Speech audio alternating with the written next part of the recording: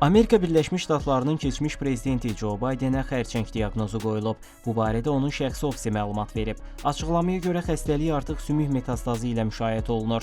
Bu 82 yaşlı siyasətçinin sağlamlıq vəziyyəti ilə bağlı narahatlıqları artırıb. Diaqnoz onun sidik problemləri səbəbilə aparılan tibbi müayinələr zamanı müəyyən olunub. Həkimlər xəstəliyi qlison balı ilə 9 qiymətləndiriblər. Bu da yüksək dərəcədə aqressiv və sürətlə yayılan forma kimi tanınır.